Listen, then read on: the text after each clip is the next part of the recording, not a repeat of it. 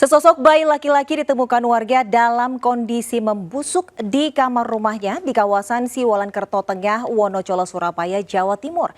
Diduga korban tewas sudah 3 hari setelah dianiaya ibu kandungnya sendiri. Kok tega?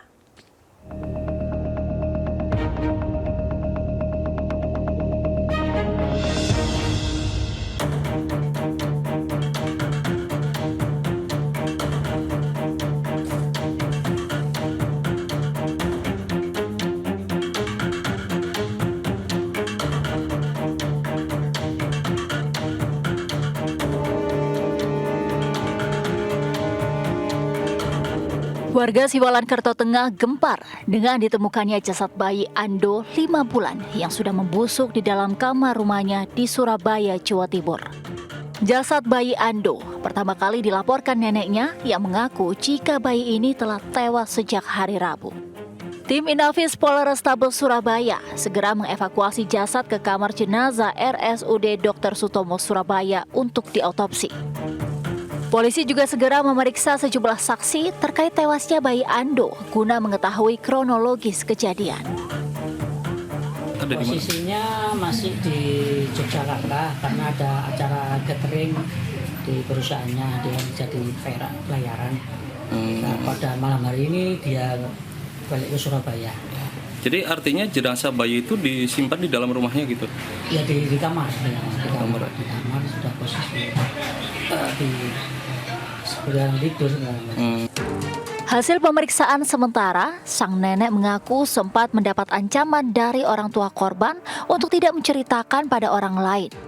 Sementara kedua orang tua bayi malang ini tengah berlibur di Yogyakarta.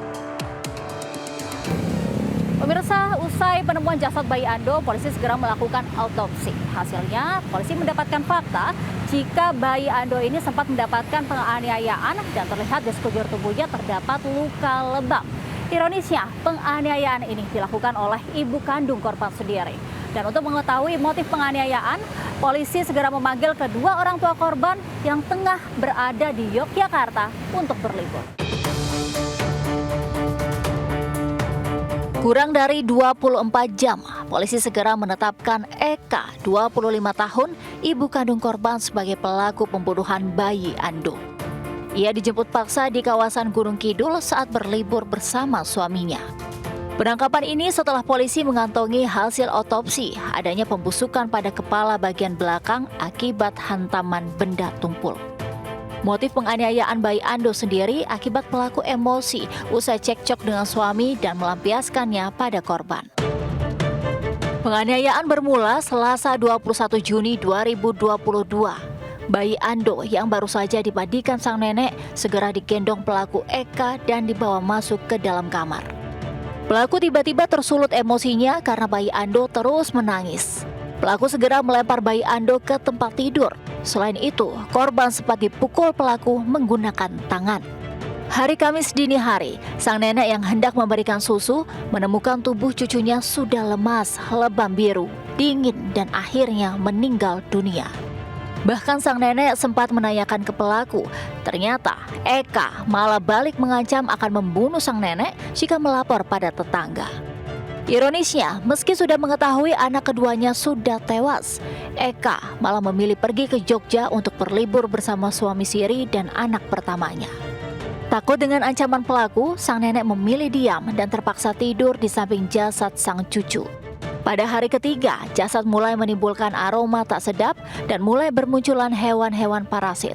Sang nenek pun akhirnya memberitahu kepada tetangga hingga akhirnya polisi datang ke lokasi.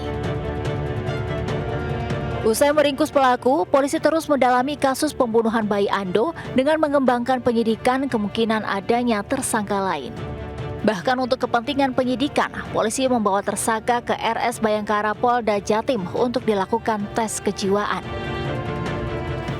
Artinya apabila tes kejiwaan ini sudah dilaksanakan dan hasilnya hanya 2 kan Mas, bahwa hasilnya itu apakah dia pada saat melakukan tindakan penganiayaan itu sadar, waras atau tidak.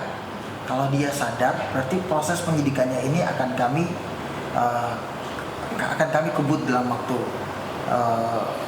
semaksimal mungkin gitu Mas. Artinya supaya bisa saja muncul tersangka-tersangka baru. Sepanjang pemeriksaan, tersangka mengakui semua perbuatannya dan sering menganiaya korban dengan alasan pelampiasan kemarahan. Amarah pelaku sendiri merupakan buntut pelaku sering cekcok dengan pasangannya yang merupakan suami siri. Pemirsa, cekcok dalam rumah tangga memang tak bisa terhindarkan. Namun baiknya, cekcok antar pasangan ini dapat diselesaikan dengan kepala dingin dan tidak melampiaskan kepada anak, apalagi bayi yang tidak berdosa.